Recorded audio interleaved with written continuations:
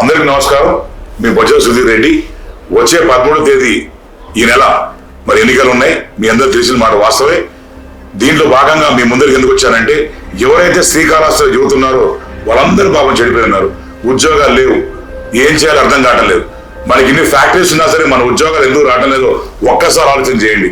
ఈ మధుసూదన్ రెడ్డి ప్రతి ఫ్యాక్టరీ దగ్గర డబ్బు తీసుకొని మరి ఉద్యోగాలందరూ కూడా తుమ్మల దొక్కి మరి మీరు అందరూ అన్యాయం చేసిన మాట వాస్తవం కదా, మీరు ఒక్కసారి ఆలోచన చేయాలి. ఉద్యోగాలు అందరూ కూడా పిలిపిస్తా ఉన్నాను. మరి ప్రతి ఉద్యోగస్తుడు మీ ఇంటికి వెళ్ళి మీ అమ్మా నాన్నతో కూర్చొని మాట్లాడి మీకు జరిగిన ఇబ్బందులు ఏదో కొంచెం ఎక్స్ప్లెయిన్ చేయండి, వాళ్ళకి చెప్పండి. వాళ్ళ దగ్గర మాట తీసుకోండి, వాళ్ళ దగ్గర ఒట్టేయించుకొని కంపల్సరీగా వచ్చే కాలంలో మరి బొజ్జల సుధీర్ రెడ్డి అనేటువంటి గెలిస్తే మరి వచ్చే ఫ్యాక్టరీలతో మాట్లాడి నేను కూడా మేనిఫెస్టోలో పెట్టున్నా మరి 33% రిజర్వేషన్ మరి లోకల్ వాళ్ళకి ఇప్పిస్తాను.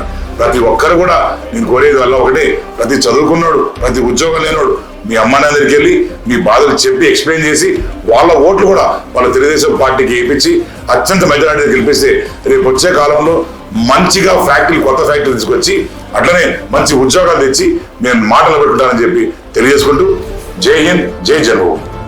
బొజ్జల గెలవాలి, శ్రీకాళహస్తి వెలగాలి. సైకిల్ గుర్తుకు ఓటేద్దాం, బొజ్జల సుధీర్ రెడ్డి గారిని ఎమ్మెల్యేగా గెలిపిద్దాం.